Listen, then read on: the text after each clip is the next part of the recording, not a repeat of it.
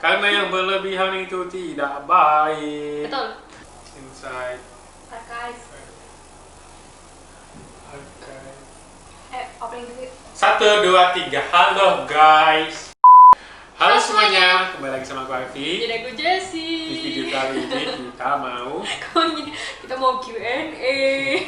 kita mau jawabin pertanyaan yang sudah ada di Instagram. Ya, sebelumnya aku udah bikin question di Instagram dan sekarang kita mau jawabin. Jadi Banyak banget pertanyaannya. mohon maaf kalau misalkan ada nanti yang kelewatan pertanyaannya ya. Betul sekali. Yuk kita mulai pertanyaan yang pertama. Siapa yang sering ngambek dan sering minta maaf duluan? Yang Kan pertanyaan pertama langsung kayak gini ya. yang sering ngambek Noni. Cewek lah. Aku ya. tidak menyangkal itu. Benar. Yang sering ngambek Noni, tapi yang sering minta maaf aku. Iya, aneh ya. Aneh ya? Aneh ya. Aneh ya? Aku juga heran. Aku juga. Tapi tuh kalau kalian cewek-cewek pernah nggak sih ngerasa semuanya itu adalah salah PMS? Misalnya, Kenapa PMS kamu kambing hitam kayaknya? soalnya ini aku lagi marah. Oh iya, aku mau mens nih soalnya PMS nih pasti. Oke. Terus habis mens aku marah lagi. Kayaknya ini gara-gara aku habis mens deh. Pokoknya mens tuh jadi kambing hitam gitu. Aku juga heran. Cewek-cewek juga pasti paham kok kayak gitu kan. Oh nggak tahu. Oh nggak paham. Cowok nggak punya alasan. Oke, pertanyaan selanjutnya. Cara buat benerin style pasangan gimana? Kak? Gimana maksudnya? Kalau yang aku tangkap, Ya. jadi dia ini punya pasangan. Terus menurut dia, pasangannya dia itu stylenya Aneh. aneh. Terus gimana caranya supaya pasangannya mau ngikutin style dia? Oke. Gimana caranya? Tahapannya pertama kalian harus bilangin dulu. Karena aku sendiri masih baik. Terus yang kedua, coba kasih ide-ide. Kasih contoh fotonya. Iya, contoh outfit yang kalian mau tuh kayak gimana sih? Kalau dia masih gak peduli, wis embus. Iya, soalnya itu emang udah bawaannya dia, stylenya dia ya kan, ya terima aja, Yang oke? kita bukan. Kalian punya alay gak sih? Kayak dia tuh suka yang heboh-heboh gitu loh, kayak nggak suka yang simple-simple. Ini hebat. Iya. Oke, next. Next. 3 kota terbaik di Indo yang harus banget dijadiin destinasi waktu liburan versi Kak Afi sama Kak Jessie. Ayo kita jawab sama-sama. Jawab sama-sama ya, ini untuk tes kekompakan kita. Kita nggak tahu nih. Pertama-tama ya. 1, 2, Satu tempatnya. ngapain? 1, 2, tutup hati aja. 1, 2, 3. Bali.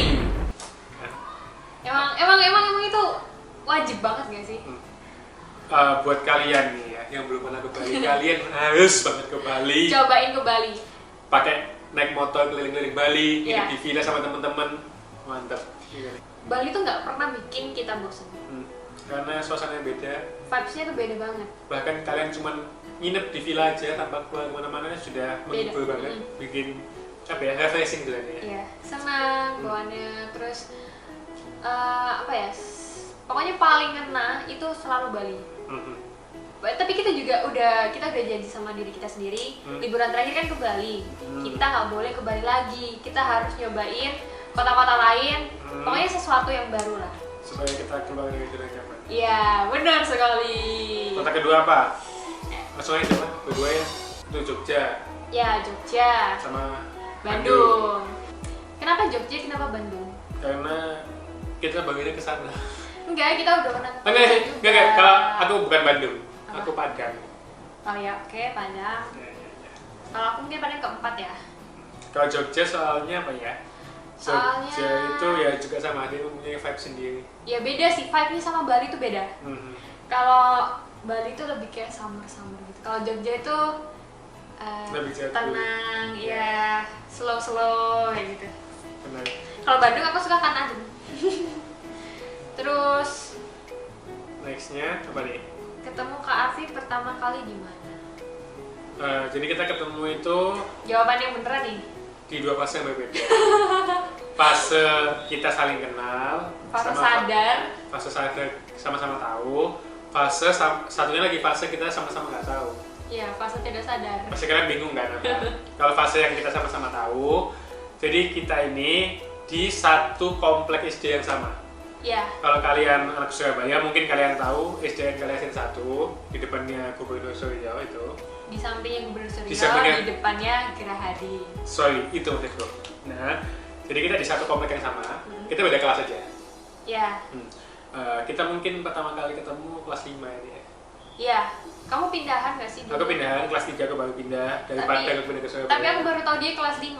Kayak cerita-cerita tentang Arfi itu baru muncul kelas 5. Teman-temanku semua fans sama dia, aku enggak. Dulu banyak ngefans ini sama aku. Iya. Terus sekarang kayak dulu dia untuk ukuran anak SD dia ganteng gitu. Terus kalau fase nggak sadar itu kita ketemunya dulu waktu kita masih belum ada di dunia ini. Udah ada. Tapi kita belum keluar dari perut mama. Gimana tuh? Jadi ceritanya tuh kakak dia, Bang Arbi, kalau kalian tahu Bang Arbi, sama kakak aku Oco, itu umurnya samaan dan mereka di satu TK yang sama, TK Permata Bunda, satu kelas. Nah, umur kita kan juga samaan. Mama sama papa, mama kita secara nggak sengaja ketemu waktu di TK itu. Sama-sama ngandung. Iya, sama-sama ngandung Arfi dan ngandung aku. Itu ketemu nggak sadar. Anaknya satu kelas gitu kan. Dan anak satu lagi dalam perut. Iya. Dalam perut gitu kan. Ternyata itu adalah kita, oh my god. Itu. Terus pertanyaan selanjutnya.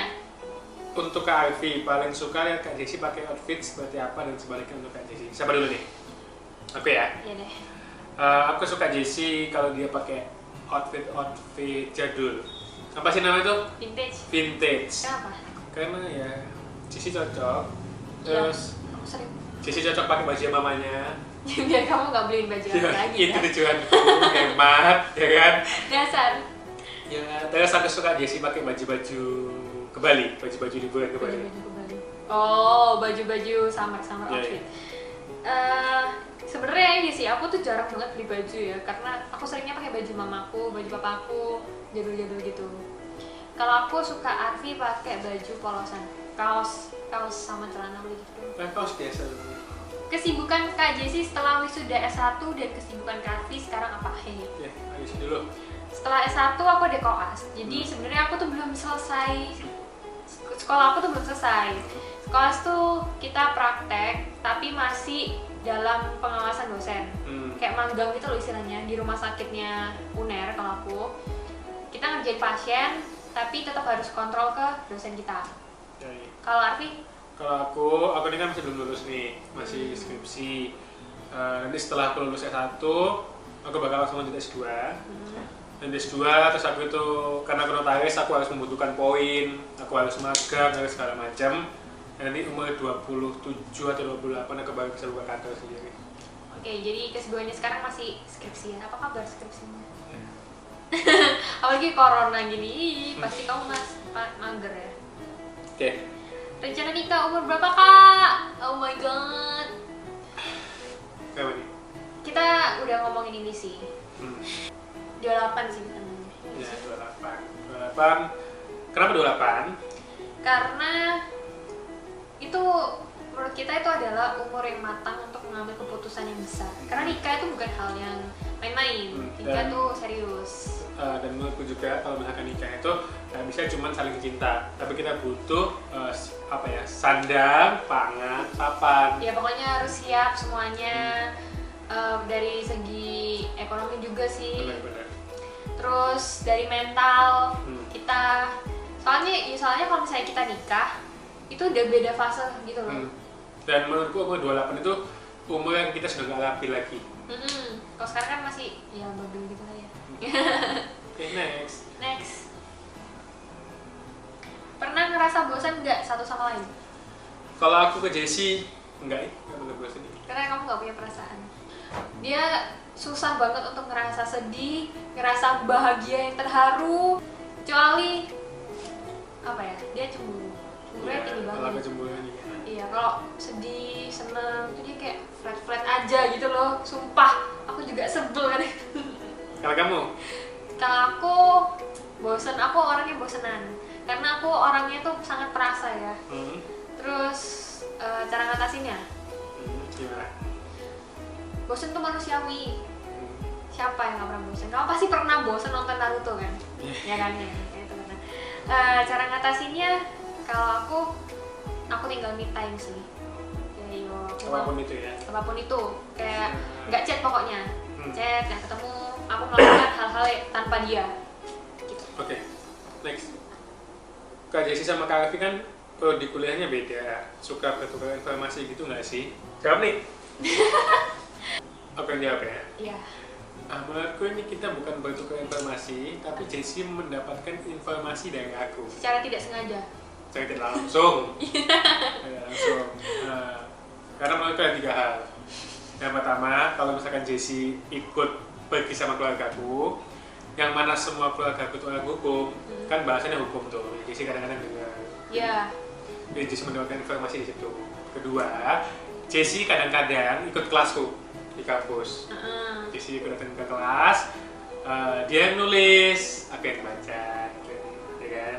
Yang ketiga, Jessi Padahal kamu nggak pernah baca. Jessi kadang-kadang Ngerjain ngerjain tugas. tugasku. Parah. Jadi saya nggak langsung ya dia belajar hukum juga. Aku juga pernah ikut kuliah online-nya Arfi karena dia mager, terus aku yang masuk ke Zoom-nya. Sumpah. Terus Jessi mendengarkan dosen ngomong. iya, secara nggak langsung ya. Karena kita belajar kan salah satunya dari mendengar. Terus hukum tuh juga bahasanya Masih bisa diterima lah. iya, kalau siapa bahasa-bahasa umum. Hmm. Terus sebagian tuh kita udah pernah dapat pelajarannya waktu PPKN di SMA itu masuk. Terus kalau Arfi pernah nggak dapat informasi? Aku sih nggak pernah dapat informasi dari Jessi. Karena aku tidak paham informasinya. Kadang-kadang nih Jessi tuh pernah minta tolong ke aku. Vi, tolong dong printkan ini. Otomatis namanya orang ngeprint kan pasti baca tuh. Oh, Udah ngeliat seenggaknya kan. kamu ada Ngeliat. Iya. Apa ini? Bahasa susah banget, bahasa kedokteran. Ada nggak beberapa kata yang mungkin kamu kayak inget-inget gitu? Yang di tulisanmu nggak ada yang gini. Tapi susah deh, susah. Oh nggak tahu. Kalau kedokteran tuh bahasanya beda. Jadi kalau aku cerita tentang kuliahku, Kamu nggak paham. aku juga bingung masalahnya jelasinnya tuh kayak gimana. Contohnya stase-stase, konservasi, perio, OM, itu pasti dia nggak paham kan. Jadi aku jarang banget cerita tentang kuliahku, kampusku ke dia. Paling kayak basic kayak tadi habis konsul terus dibilangin gini-gini, udah gitu doang, nggak pernah yang detail gitu kan. Kak, pernah gak sih hubungan kalian nggak sukain sama orang cuman karena terlalu bucin? Kita nggak tahu. Iya, kita nggak tahu ya. Soalnya nggak pernah Ada yang ngomong di depan, tapi bisa aja ada yang ngomong di belakang. Bener, pasti ada lah. Ya pasti ada, Pasti tapi ada. ya kita nggak tahu lah ya. Cuman kadang juga sering sih teman-teman kita ngomong, Bucin Vi, mereka bukan nggak suka. iya Mereka cuman ya, ngomong. dia ngomong-ngomong, ya gitu lah. Terus, tapi paling sering itu yang dikatain itu si Arfi. Kayak misalnya kita lagi jalan-jalan, terus Arfi kayak ngelakuin sesuatu, terus temennya, bucin banget Arfi, kayak gitu. Kalau aku nggak, aku cuek soalnya. Kak Jessi kalau di SBY seringnya nongkrong di mana? Jawabnya. Sebenarnya aku tuh bukan anak nongkrong ya. Kita seringnya ke mall, makan, nonton bioskop. ya. Terus di rumah, kayak main-main di rumah. Jarang banget nongkrong kecuali sama temen-temen. Kalau berdua doang ya gitu, makan, nonton. Nah. Terus, ini nyambung nih sama pertanyaan selanjutnya. Apa? Tips produktif. Jadi selain tadi kita nonton dan bala-balanya itu, kita juga produktif. Apa contohnya? Bikin ini gila. Oh iya. Kita bikin video, kita foto-foto biasanya, ya bikin konten gitu lah. Jadi mengisi waktu luang dengan hal positif. Bener. Kadang olahraga, tapi olahraga. aku banyak magernya. Next, Kak, gimana sih supaya tercipta positive vibes? Pengen banget kayak kakak selalu ceria. Sebenarnya gampang caranya. Caranya adalah kalian share hal-hal yang happy-happy aja. Kalau hal-hal yang menyedihkan, hal-hal sedih nggak usah di-share. Gampang kan? Cukup kalian aja yang tahu dan teman terdekat kalian yang mau kalian ceritain itu. Iya, kalau aku sendiri tuh tipe orang yang cerita ke orang-orang yang bener-bener deket banget sama aku. Dan apa ya, aku ngerasa kalau kita nge-share hal-hal yang sedih-sedih itu nanti penonton apa ya yang kayak lihat itu juga kalian juga jadinya sedih kan, nggak enak gitu kan. Oke, jadi happy aja. Coba baca. Doain aku lolos ya. Doain aku lolos SBMPTN Pendidikan Dokter UNER ya tahun ini. Amin. Semoga kamu lolos dan kamu keterima di fakultas yang kamu ingin. Itu kedokteran UNER. Iya. Nyambung nih pertanyaannya ya, bahas-bahas SBM. Kak, seberapa ambis dulu waktu sekolah? Kita berdua kan yang ambis. Ya. Tapi aku lebih tinggi lah daripada Arfi. Dia tuh nggak pernah belajar. Kalau aku, Jessie masih belajar hampir 1 atau 2. ya kalau mau ujian aku belajar. Tapi aku belajarnya kalau ujian aja. Karena emang aku sendiri tuh waktu kecil nggak pernah dibiasain untuk belajar tiap hari ya sama orang tuaku. Jadi belajar kalau aku lebih pingin aja gitu. Karena slow-slow aja. Kalau misalnya kita terlalu menggebu-gebu tuh juga nggak baik. Karena yang baik karena yang berlebihan itu tidak baik. betul. Oke, kita masuk ke pertanyaan yang terakhir. Kak, dulu pas awal-awal bikin YouTube banyak yang julid nggak? Gimana cara kakak menanggapi mereka? Nah, jadi kita berdua memulainya ini bukan YouTube awalnya. Kita memulai itu akun Instagram namanya RVJC Makan. Ya kan? Waktu kita dulu awal-awal bikin akun itu pasti ada yang julid, ya kan? Julid dalam hal bisa ngece guyonan, bisa julid sungguhan lapos ya iki gawe sesuatu sih nggak jelas ya segala macam. Tapi seiring berjalannya waktu mereka semua melihat progres kita dan kayak wow keren ya Reiki so kayak gini kayak gitu. Padahal dulu mereka kok gini kita ya. pakai bahasa Jawa sih kayak wah keren ya nah ini bisa produktif bareng kayak gitu. Terus setelah kita lanjut dari Instagram itu kita buatlah YouTube, ya kan? Ya kita buat YouTube ya karena apa ya? Iseng-iseng juga sih awalnya ya. Karena kamu suka nonton YouTube terus kamu mikir gimana kalau misalnya kita bikin YouTube. Nah, benar. Terus kebetulan waktu itu ada kamera. Ada kamera nganggur. Ini kamera yang lagi dipakai sekarang nih. Iya, Kagak kamera diganti. dari awal ini. Udah 2 tahun nih. Terus ini nyambung nih sama pertanyaan selanjutnya. Rekomendasi konten video yang menarik dibuat untuk memulai YouTube. Konten yang kalian sukain. Karena Karena- kalau misalnya kalian sukain, kalian bikinnya bisa enjoy. Nggak ada tekanan. Ya, nggak menargetkan sesuatu kayak contohnya AdSense. Nah, karena gini ya teman-teman, menurutku kalian membuat YouTube itu jangan, membuat awalnya jangan ngomong aku pengen YouTube supaya aku dapat duit. Karena ketika kalian nggak bisa mencapai target itu, kalian bisa stres pertama. Terus kalian kayak jadi malas-malasan bikin video, lah apa aku bikin video gini-gini capek segala macam, tapi aku nggak dapat apa-apa. Jadi menurutku lakukan hal yang kalian suka, konten yang kalian suka, supaya kalian juga jadi semangat gitu. AdSense tuh bonusnya doang. Dan menurut kami juga YouTube itu adalah media di mana kita bisa ketemu sama kalian, teman-teman baru. Sharing, berbagi, informasi, saling respon, komen balas-balas komen gitu. Dan kami senangnya kalian itu selalu memberikan komen yang positif. Ya, kita jarang banget, ya ada sih komen negatif, cuman dari sepersekian banyak komen positif yang ada. Benar. Dan apa ya dia? Kita tuh selalu bacain komen-komen kalian BTW. Karena ada yang nanya loh di Instagram, Kak, ini yang balesin komen di YouTube ini editornya nggak? Enggak, yang balas semua ini kita. Kita sendiri. Karena secara nggak langsung notifnya tuh pasti muncul di HP dan kita baca, walaupun ada beberapa yang nggak kebales, kelewat mungkin.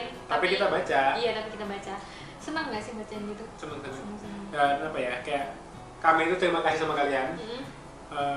Ya karena kalian suka sama video kita, kalian nonton. Kita juga jadi semangat. Kita jadi semangat bikin konten. Ya seneng lah ini ya. Jadi makasih semuanya. Ini pertanyaan terakhir ya udah. Sudah, nggak ada lagi. Oke deh. Ada sih, tapi kan nggak kebaca semua. Banyak banget yang nggak kebales, maaf kalau misalnya ada pertanyaan yang nggak kebales. Oke, segini aja videonya. Semoga kalian suka dengan videonya. Sehat-sehat selalu. Jangan lupa klik tombol like, Share, subscribe, dan komen video ini. bye. Bye.